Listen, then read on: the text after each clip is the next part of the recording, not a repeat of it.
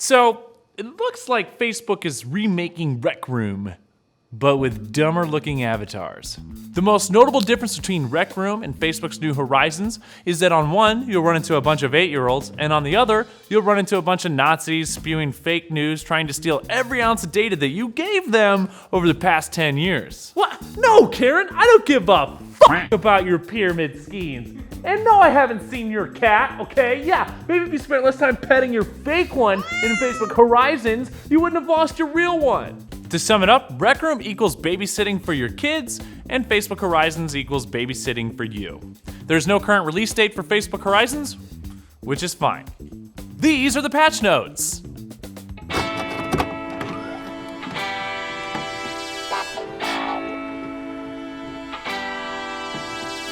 Basically, the patch notes are like how coffee smells better than it tastes. Oculus Connect 6 happened last week and Facebook came out of the gate swinging. To sum it up, Oculus Quest is cannibalizing all of its siblings in the womb. So this means that starting in November when we ship this update, your Quest is basically a Rift now too.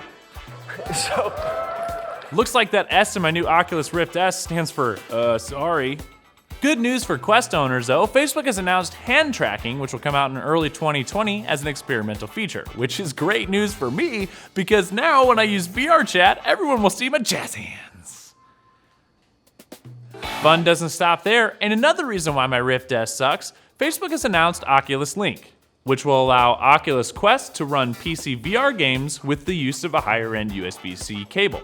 Afraid of the cost of one of those higher-end cables? Don't worry, Facebook will blow those prices out of the water with their own premium optical fiber cable that will provide best-in-class experience with maximum throughput to run Rift content and enough length so you can easily move in VR.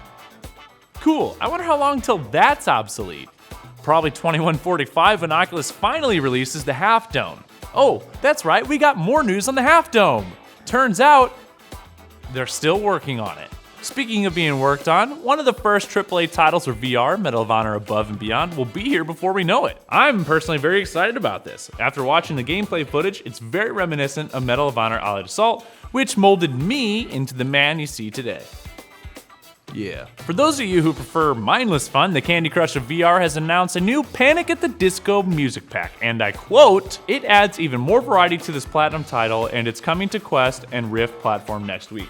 Platinum? Really? Like, that might be a bit much for a game where all you're doing is like flailing your arms like a used car salesman. Our last bit of tech news is for those of you who hate Facebook, but still want to throw away your life on the internet. Sansar is a platform for creating shared VR experiences that will soon be interconnected in an online virtual world. Sansar is a game made by Linden Labs, who also created Second Life, just in case throwing away your first life wasn't enough. Because it doesn't have winners or losers. Oh, it has losers. Before we go any further, can you really call yourself an Office fan if you don't remember the episode where Dwight had a character in Second Life? Didn't think so. So stop putting liking The Office as a personality trait in your Tinder profiles. That's it for today's episode. Once you're done throwing away your Rift S and deleting your Facebook account, don't forget to check out the description below for more information on today's topics and maybe one we didn't talk about. While you're down there, go ahead and leave a comment good enough for us to bring up in the next episode. Till next time. What game you playing? Cool, Rec Room? Rec Room, huh? Yeah, pretty good game. Cool. Whoa! What did you say about my mom? What? No, not what? Oh, sorry. Careful, dude. Sorry, I was just getting into it.